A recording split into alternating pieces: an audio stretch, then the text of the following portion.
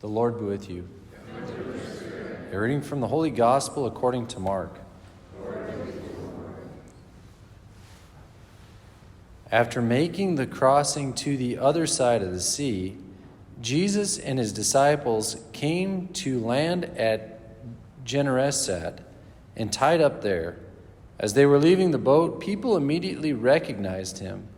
They scurried about the surrounding country and began to bring in the sick on mats to wherever they heard he was.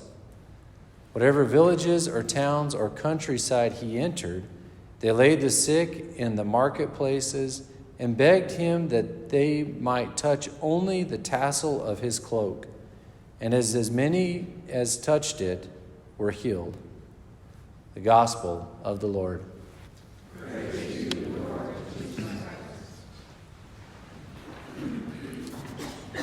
Yeah, we're beginning in our first readings to read from the book of Genesis. It's a really beautiful book, the creation account and some of those early events and the fall and salvation history. It speaks to our roots as who we are as human persons. What I really love about this reading that we just read about the very beginning of God's creation is that he sent light to dispel the darkness. Such a beautiful image, building off yesterday's gospel of you are called to be salt and light to the world. Light's just such a beautiful image. And I think it's a really beautiful image of how to speak to our culture, how to evangelize in a sense. So light dispels darkness. And what is darkness? It's an absence of light. It's just non-light. So when you bring light into it, it dispels it, right? So darkness is a good image of evil.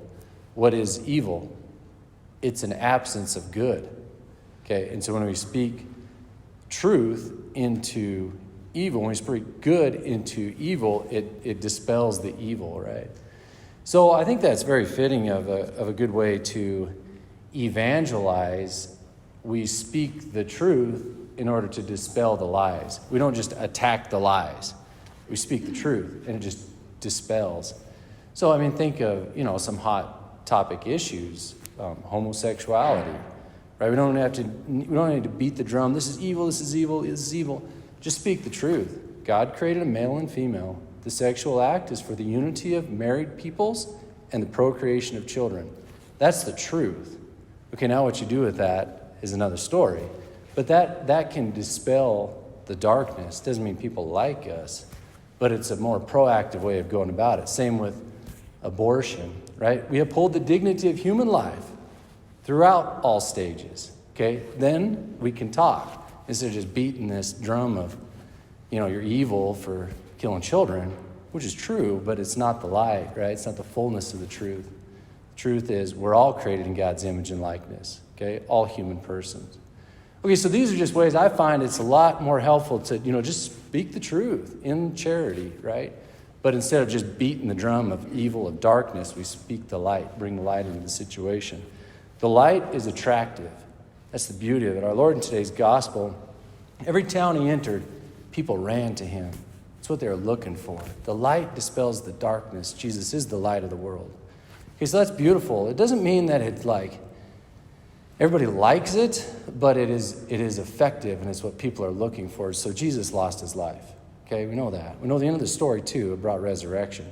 Paul Miki and companions, who we celebrate today, these Japanese martyrs, they also spoke the truth in love. They brought the light of Christ to Japan, and they lost their lives. Paul Miki and several companions were crucified. Okay, it's not necessarily the lot for us all, but that is the risk when we do shed light into the darkness. It's not always pleasant, but it's effective. So that's my encouragement as we go forward, learn from our Lord for sure, to not be afraid to speak the truth in charity and do so by being light in the darkness. It dispels the lies and brings truth into the matter. So, and we follow our Lord's example ultimately, but also the martyrs like St. Paul Miki and all his companions. May we have the courage to preach the truth in love.